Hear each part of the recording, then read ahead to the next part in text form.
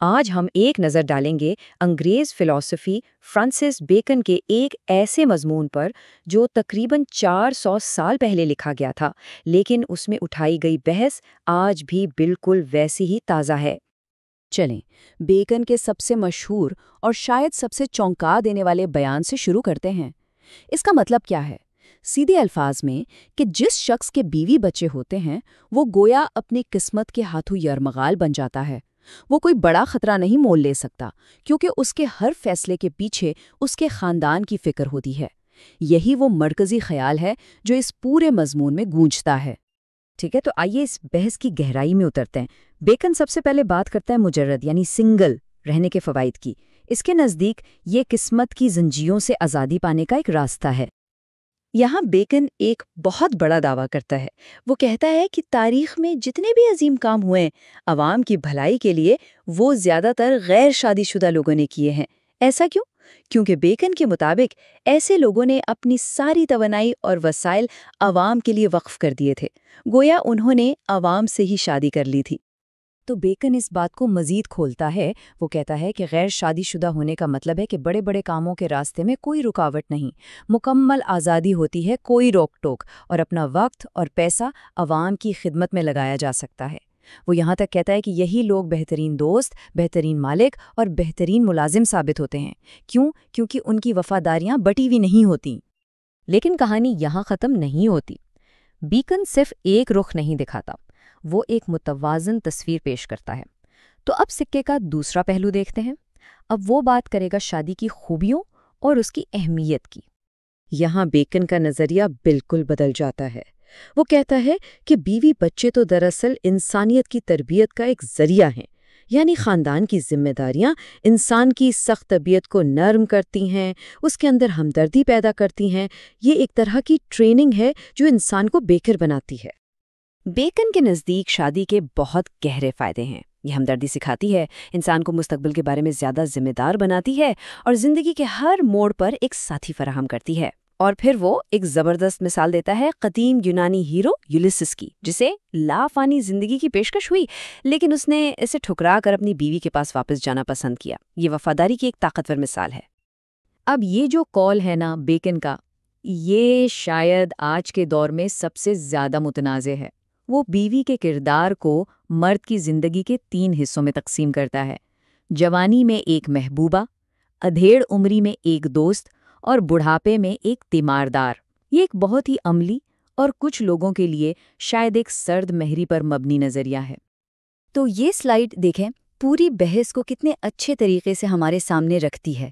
ایک طرف ہے سنگل لائف، آزادی ہے، عوام کی خدمت ہے، لیکن ایک خطرہ سنگ دلی کا بھی ہے۔ دوسری طرف ہے شادی شدہ زندگی، انسانیت کی تربیت ہے، مستقبل کی فکر ہے، لیکن ساتھ ہی قسمت کے ہاتھوں یرغمالی بننے کا احساس بھی ہے۔ بیکن کوئی آخری فیصلہ نہیں سناتا، بلکہ دونوں پہلوؤں کو سامنے رکھ دیتا ہے۔ اچھا، ان دلائل کو سمجھنے کے بعد ایک سوال ذہن میں آتا ہے۔ آخر یہ سب لکھنے والا شخص خود کیسا تھا؟ کیا اس کی اپنی زندگی کا کوئی اثر تھا ان خیالات پر؟ بیکن کی زندگی خود تضادات سے بھری ہوئی تھی۔ سوچئے، صرف 12 سال کی عمر میں کیمبرج یونیورسٹی میں داخلہ، یہ اس کی غیر معمولی ذہانت کا ثبوت تھا۔ وہ انگلینڈ کے سب سے طاقتور عہدے یعنی لارڈ چانسلر تک پہنچا، لیکن پھر رشوت کے الزام میں سب کچھ کھو بیٹھا۔ قید، جرمانہ اور دربار سے بے دخلی، اس کا عروج بھی ڈرامائی تھا اور زوال بھی۔ اور اب آتی ہے وہ بات جو سب کچھ بدل دیتی ہے۔ بیکن نے یہ مضمون شادی سے کئی سال پہلے لکھا تھا۔ اس نے خود 45 سال کی عمر میں شادی کی اور اس کی بیوی آلس بارنم صرف 14 سال کی تھیں۔ اور تو اور بعد میں بیکن نے اسے اپنی وراثت سے بھی محروم کر دیا تھا۔ یہ حقائق اس کے مضمون کو ایک بالکل نئی روشنی میں دکھاتے ہیں نا؟ اب سوال یہ ہے کہ 400 سال گزرنے کے بعد بھی بیکن کے الفاظ میں اتنی طاقت کیوں ہے؟ آخر اس کے لکھنے کا انداز کیسا ہے جو آج بھی اتنا مؤثر ہے؟ بیکن کا جو سٹائل ہے اسے ایفورسٹک کہتے ہیں۔ اس کا سیدھا سا مطلب ہے مختصر لیکن گہرے اور ذہانت سے بھرپور جملے۔ اس کے جملے ایسے ہوتے ہیں جیسے سمندر کو کوزے میں بند کر دیا گیا ہو۔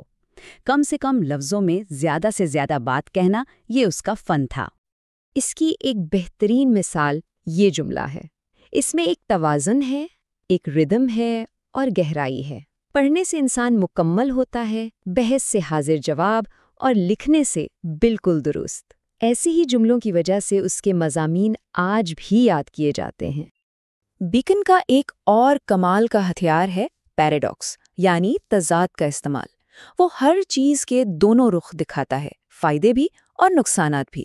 اس سے اس کی تحریر میں ایک عجیب سی حکمت اور توازن کا احساس پیدا ہوتا ہے، جیسے کوئی بہت تجربہ کار شخص بات کر رہا ہو۔ جیسے اس جملے کو ہی دیکھ لیں، پہلے وہ غیر شادی شدہ مردوں کی خوبیاں گنواتا ہے، بہترین دوست، مالک، ملازم، لیکن فوراً ہی ایک لیکن لگا کر تصویر کا دوسرا رخ بھی دکھا دیتا ہے کہ وہ بہترین رایا نہیں ہوتے کیونکہ وہ آسانی سے بھاگ سکتے ہیں۔ یہ انداز سوچنے پر مجبور کرتا ہے۔ تو آخر میں یہ 400 سال پرانا مضمون آج ہمارے لیے کیا معنی رکھتا ہے؟ بات سیدھی سی ہے، یہ ایک ایسے مخمصے کو بیان کرتا ہے جس کا سامنا ہر دور کے انسان کو کرنا پڑتا ہے۔